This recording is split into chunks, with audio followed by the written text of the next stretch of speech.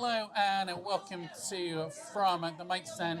We are away from our studio. We are live at Proper Sound. We're still in Macclesfield at 1261 Festival, and we're chatting to Lee from the far north. And yeah, he's just come off stage with a really good set, and we're just going to chat with him about his music. So, Lee, just want to tell us a bit about yourself. Yeah, I'm a solo artist known as the Far North. Sure. I was in a band called the Fireflies for nearly Right. 20 years. Oh, right. We did 7 albums, and I think we've just kind of run its course. Right. The last thing we did was a coffee house session, the sponsored by Hugh Stevens thing. Oh, right. All the universities all around the UK. Of course, there was 6 of us in that band, and for a long time, I just kind of wanted to go solo, just kind of do it myself. Right, And all okay, this yeah. this music I was writing in the Fireflies was a little bit more Springsteen, a bit more City and Colour, Neil Young, you Yeah. know. So I just thought I need a vehicle to do that basically, and that's how it came to be. Right, okay. And we're at 161 Festival. I think it's a brand new festival for this year. How have you found it so far? I think we've just been at Proper Sound, but have you seen anything else around? Yeah, I haven't today, but I have. This is the 4th time I played Macclesfield, so I played part in the pews the Oh, last yeah. 3 years, All right. and it's always a really nice reception. You know? Right. It's super lovely. I think with a gig like this, and the crowd are literally right there, Yeah. it can be a little bit unnerving. But as always in Macclesfield, it's superb. You know, really. It's funny because I play quite a lot of open mic nights. That's my usual crowd. Right, okay. Whereas if you played stadiums, I suppose it's different. Have you played stadiums? Or? Yeah, well, I played the Holton Stadium and right, yeah. the Birmingham NEC, Yeah. and when I was in the Fireflies, we did all Right.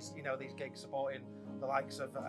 We did some stuff with Stereophonics and a whole host of other bands, and we did some stuff for Noel Gallagher and all that kind of stuff.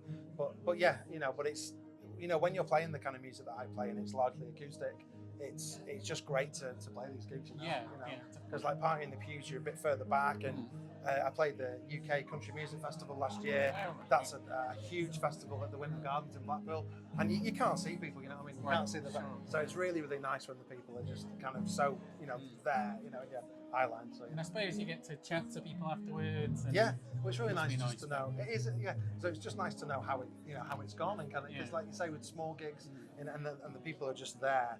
There's nowhere to hide. You know what I mean? So it's kind of like it's got to go well.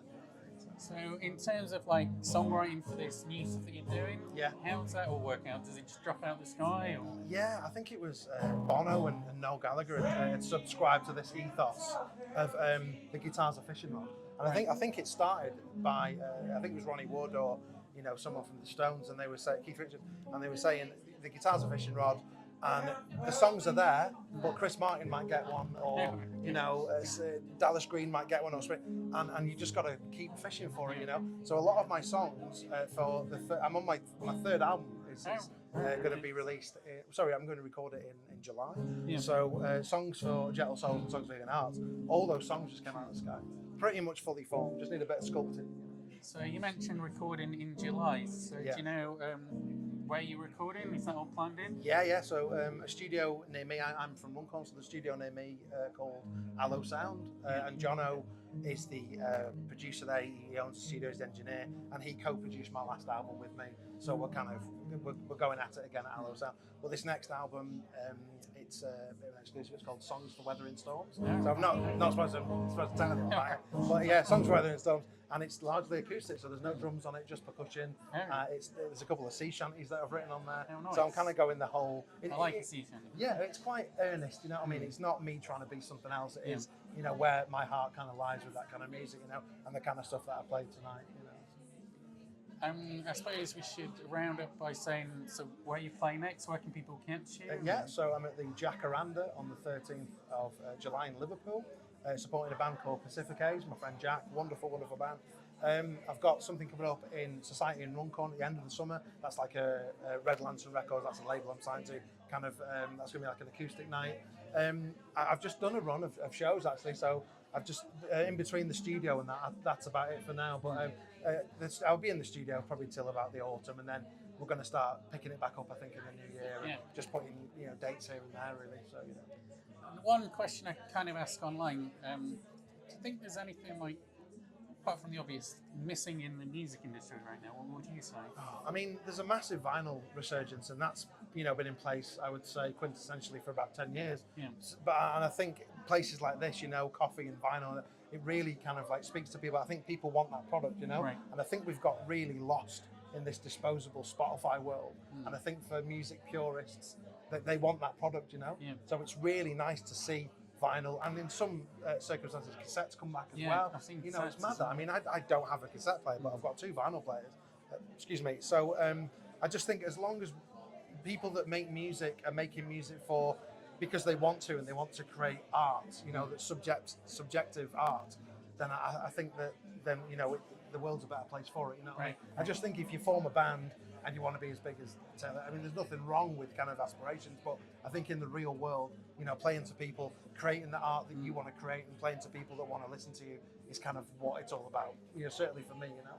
Definitely. And I think we should round it up by telling people where you can find you and where your latest things are, because Yeah, they'll want to know, won't they? Yeah, well, you can get the CD, the physical versions from redlanternrecords.com, and there's the farnorth.co.uk as well. That's like all, and then obviously you've got the socials, so it's just at the Far North Band and Far North on Instagram and you know TikTok and all that. I'm not a huge TikToker, Sure. but it's there and it's a bit of a a bit of a platform, you know. So. TikTok's a weird one because it's Isn't it just a bizarre? whole uncharted territory. It's weird because for like real artists, I think it's a demographic for people. It's a referendum for people doing, you know, lip syncing and Yeah. stuff with cats and all. You know what I mean? So if you're a if you're a serious artist or songwriter, TikTok's not really the place for you. You know, and I mean cover versions as well is a good platform for it. You know, but I just think maybe some of us just have to move with that. You know, I don't know. I don't know if we're like we're kind of archaic. I don't know.